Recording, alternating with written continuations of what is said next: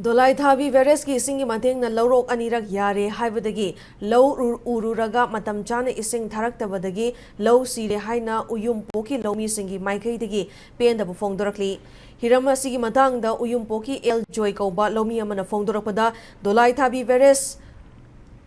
loiraklabadi khundrakpam AC amadi lamlai AC gi saruk kharada kanaba piraklagani haina ngaiduna lairakpani Chaliba Chahiasida ising chang naina piragani haina Barrage asibu senariba official singi maikaidagi pau pirakpadagi uyumpoki towan-towanba club singna publicity chatuna anirak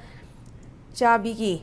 law unaba amadi ingkhol koiningba sing ingkhol koi haunaba miyamda paujel piduna Dolaithabi Barrage mai paklakpagi harauba fongdoknaki haukiba chahigi November tha loirakpadagi ising fazana piba horakpadagi lawmi singna thabak shuba horakhi uyumpo khaknatna pukhaudagi sekta faubada leiba towan-towanba khulgi kunja singna uzaba law panba horakhi uyumpoki oinasu law pari nifu hena ahanba lawroki law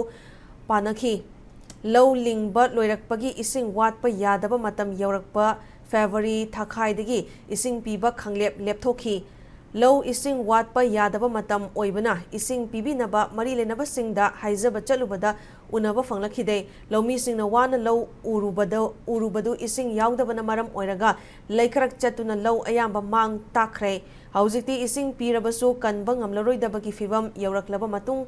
ngarang khanghaudana ising pirakhi maramasina Dolaithabi Barrage na ising piribasi lawmi singda kana zanaba mawongda pihaningi haiki